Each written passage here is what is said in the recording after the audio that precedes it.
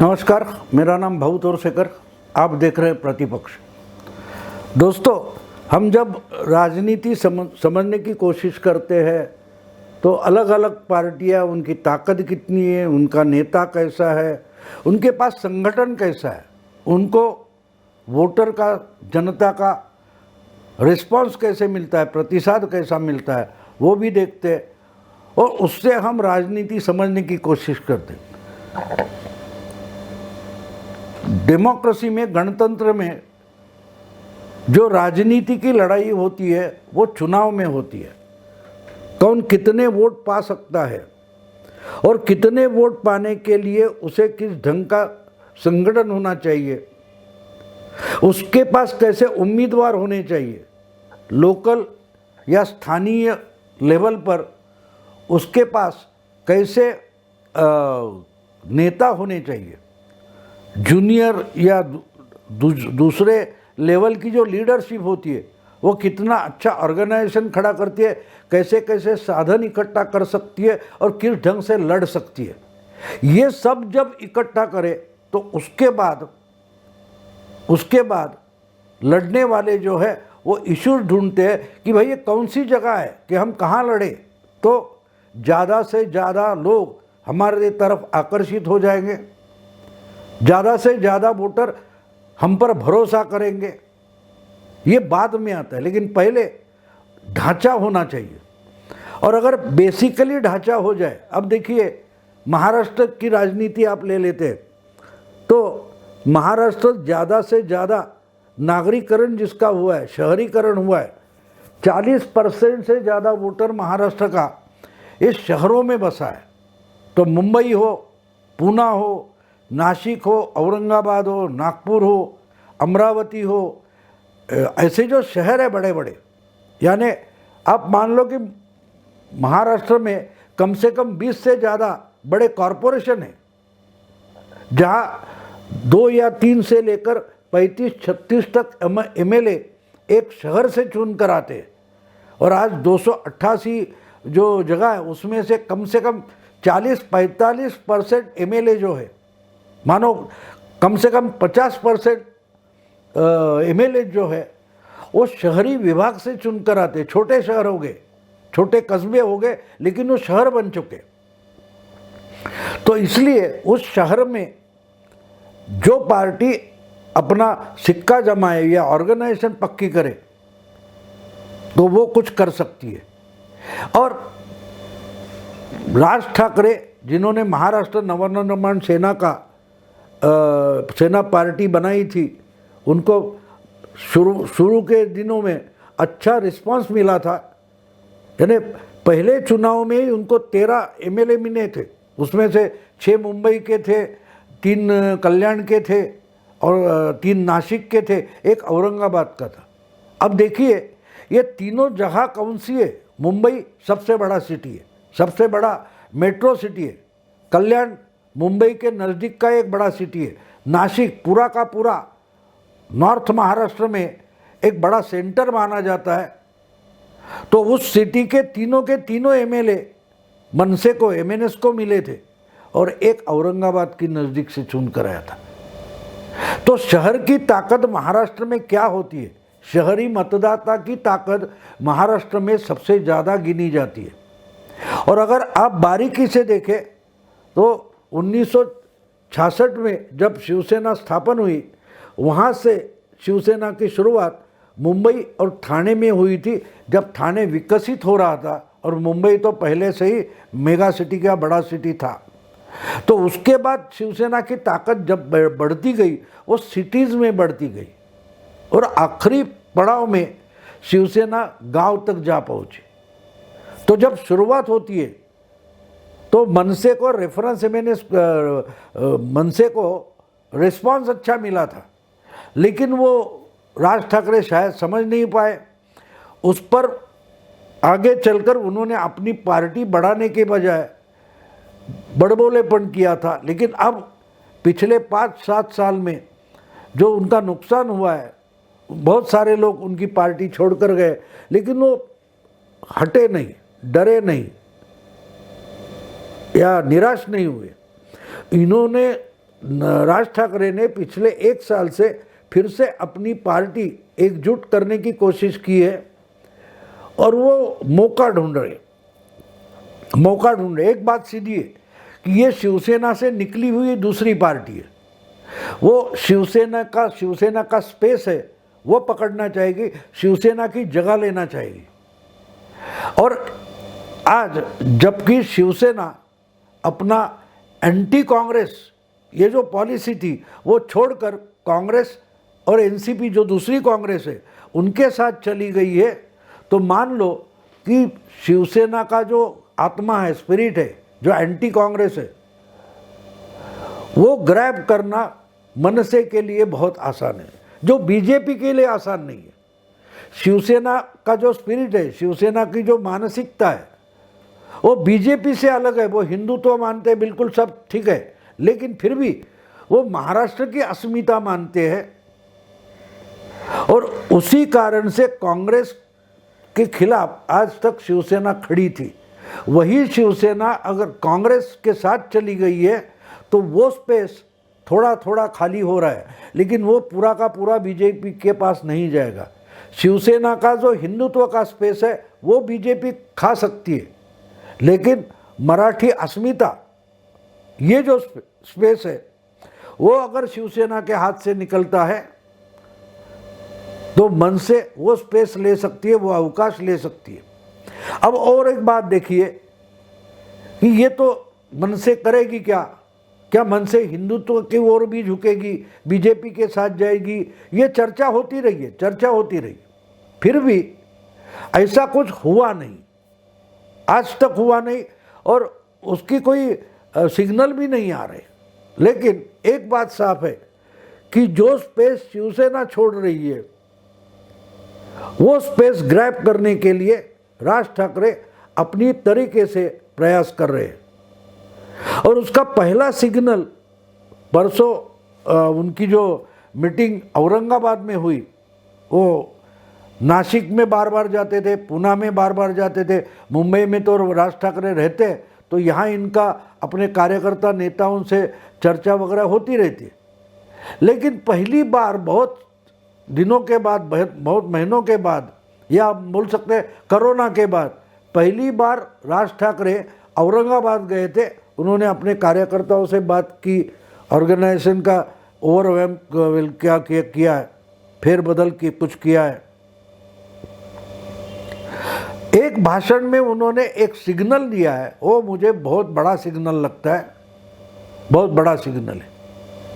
इन्होंने बताया कि अमरावती में जो हुआ, कल परसों आपको याद होगा 1 महीने पहले अमरावती में जो दंगा हुआ था और उधर संचार बंदी वगैरह लगानी पड़ी, 144 लगाया गया, बहुत लोगों की रजा अकादमी ने कुछ किया था त्रिपुरा के कारण वगैरह, कि त्रिपुरा में मस्जिद गिराई गई, मस्जिद की विटंबना हुई वगैरह वगैरह बोलकर अमरावती में जो दंगा हो गया, उसके बाद असलियत में शिवसेना को मैदान में आना ज़रूरी था। जब कभी दुनिया में कुछ ऐसा हो जाए और महाराष्ट्र में कोई मुस्लिम संगठन आक्रामक हो जाए तो शिवसैनिक अपने आप मैदान में निकल आते थे। बाला साहब को उसके लिए शिवसेना प्रमुख को आदेश नहीं देना पड़ता था। लेकिन आज बात यह कि बाला साहब तो है नहीं और शिवसेना के पार्टी के प्रमुख जो है उद्धव ठाकरे, वही चीफ मिनिस्टर बने बैठे, तो वो कानून व्यवस्था जिसके हाथ में है वो ही नहीं बोल सकता कि भैया रास्ते पर उतर जाओ और ये जो दंगा फसाद करने वाले मुस्लिम गुंडे उनका सामना करो, ये तो चीफ मिनिस्टर नहीं बोल सकता। और बाकी कोई शिवसेना में नेता भी नहीं बचा है। पिछले 2 साल में उद्धव ठाकरे चीफ मिनिस्टर होने के बाद और एक ही नेता है जिसको हम संजय राउत नाम से पहचानते, बाकी शिवसेना में कोई नेता ही बचा नहीं है। इसलिए अमरावती में जो कुछ हुआ रजा अकादमी के प्रेरणा से या लीडरशिप में, उसका सामना करने के लिए कोई शिवसैनिक रास्ते पर उतरा ही नहीं, बोला भी नहीं। इससे हमको पता चलता है कि शिवसेना का जो हिंदुत्व का स्पेस है वो शिवसेना ने खाली कर दिया है। भैया जिसको चाहिए वो शिवसेना का हिंदुत्व है, वो उठाकर लड़ सकता है, जो कुछ करना है कर सकता है, हम तो करने वाले नहीं। शिवसेना कुछ करने वाली नहीं है। जब तक हमको चीफ मिनिस्टरशिप चाहिए, हमको मिनिस्टरशिप चाहिए, तो हमारे सब नेता सरकार में बने बैठेंगे, बंगले में रहेंगे, गाड़ी में घूमेंगे, कानून व्यवस्था देखेंगे, एसटी कर्मचारियों को मेस्मा लगाएंगे, धमकाएंगे। अगर शिवसेना के खिलाफ कोई बोला तो उसको उठाकर बंद कर देंगे, पुलिस कंप्लेंट कर देंगे। लेकिन हिंदुत्व पर हमला हो जाए तो शिवसेना रास्ते पर आने वाली नहीं है। ये सिग्नल अमरावती के बाद मिला था। वैसे तो वीर सावरकर का अपमान कांग्रेस बार बार कर रही है, लेकिन शिवसेना उसके बारे में नाराजगी तक व्यक्त नहीं करती। इतनी शिवसेना शरण जा चुकी है। इन शॉर्ट, शिवसेना ने हिंदुत्व का स्पेस छोड़ ही दिया है, लेकिन वो स्पेस है ऐसा कि जहां आक्रामक शिवसेना दिखाई देती है, आक्रामक हिंदुत्व जो दिखाई देता है, वो बीजेपी की मानसिकता नहीं है। हाँ, बीजेपी बंद पुकार सकती है, धरना करेगी, लेकिन जाके पत्थर मारो, कांच तोड़ दो, ऐसा जो कुछ होता है वो, या कुछ चीज़ें जला दो, ये तो बीजेपी के मानसिकता नहीं है, वो शिवसेना की थी। और शिवसेना चुप बैठ गई तो स्पेस खाली हो जाता है, और राज ठाकरे वही स्पेस लेना चाहते, और उसका सिग्नल उन्होंने औरंगाबाद में दिया। देखिए, औरंगाबाद तो हिंदू मुस्लिम झगड़े का एक सेंटर माना जाता है। मुंबई ठाणे के बाद शिवसेना पहली बार अपनी ताकत दिखा सकी 1988 में, तो वो औरंगाबाद में थी, और इसका कारण यही था हिंदू मुस्लिम डिवाइड। और वही जाकर राज ठाकरे बोल रहे कि जो अमरावती में हुआ, अगर उसका रिपीट कहीं महाराष्ट्र में होता है तो छोड़ना नहीं। एक ही सेंटेंस है, एक वाक्य है, लेकिन हम उसमें से सिग्नल समझने की कोशिश करें तो बात साफ है। शिवसेना ने हिंदुत्व छोड़ा है, और ऐसी अपॉर्चुनिटी, संभावना कहीं खड़ी हो जाती है तो वो संभावना, वो अपॉर्चुनिटी छोड़ना नहीं। ये संदेश राज ठाकरे ने अपने अनुयायियों को दिया है। जो अनुयायी है, उनके कार्यकर्ता है, उनको बताया कि अगर अमरावती जैसी घटना अगर महाराष्ट्र में कहीं भी होती है तो रास्ते पर उतर जाओ। मैं ज़्यादा बोलूँगा नहीं, ऐसा भी उन्होंने कहा। सिर्फ एक सेंटेंस बोल रहा हूँ, समझ जाओ। राज ठाकरे क्या बोले? मैं ज़्यादा नहीं बोलूँगा, एक सेंटेंस बोलूँगा, समझ जाओ। उनका कहना इतना सीधा साधा है कि अमरावती जैसी घटना होती है तो रास्ते पर निकल आओ, डटकर मुकाबला करना। मतलब यह है कि ऐसे मामले में सत्ता में बैठी शिवसेना कुछ भी नहीं करेगी, और हमको वो सब करना है जिससे वो हिंदुत्व का, शिवसेना का स्पेस हमारा बन जाएगा। कैसी शिवसेना बुरी फंसी है ये हम समझ सकते हैं। ये शेर अभी मैदान में उतरा है। 2 साल से चुपचाप बैठा ये शेर, जो ओरिजिनली शिवसेना का शेर है, वो अब महाराष्ट्र नवनिर्माण सेना बनकर अलग पार्टी के नाम से सामने आया है। वो अब खुले मैदान में आ गया। और आपको याद दिला दूं, 2011 या 12 का साल था, और कहीं म्यांमार में कुछ हुआ था।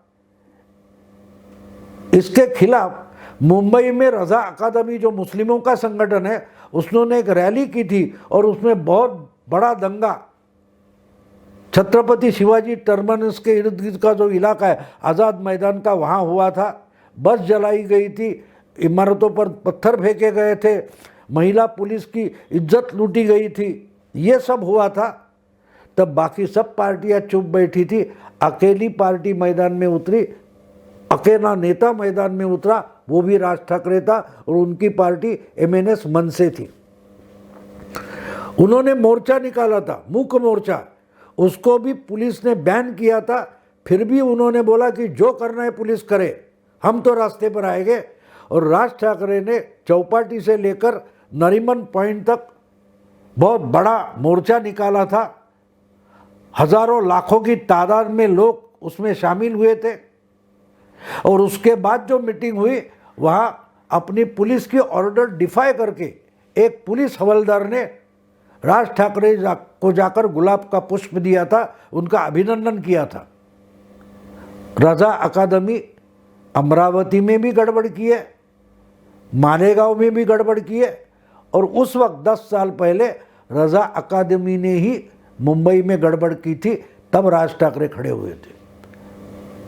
लेकिन तब शिवसेना का हिंदुत्व का स्पेस ग्रैब करना आसान नहीं था, क्योंकि उस वक्त शिवसेना हिंदुत्व की बात करती थी। आज शिवसेना ने हिंदुत्व छोड़ दिया है और ये शेर मैदान में आ गया और वो बोल रहा है कि अगर ऐसी अपॉर्चुनिटी हो तो छोड़ना नहीं, लपक लेना, घर से बाहर निकलना। ये फिर से ऐसा महाराष्ट्र में नहीं होना चाहिए। अगर होता है तो अकेली मन से उसके सामने खड़ी हो जाएगी और खड़े हो जाओ। ये आदेश उन्होंने अपने जो उनके कार्यकर्ता है, उनको मानने वाले, उनको दे दिया है। इसका मतलब सीधा है कि सत्ता में गई हुई शिवसेना अब हिंदुत्व के मामले में फंसेगी और उनको फंसाने वाला उनका ही पुराना नेता है, जिसका नाम है राज ठाकरे, जिसकी पार्टी है मनसे। दोस्तों, आज यही रुकता हूँ। अगर ये वीडियो आपको पसंद आए तो लाइक कीजिए, शेयर कीजिए और प्रतिपक्ष को सब्सक्राइब कीजिए। नमस्कार।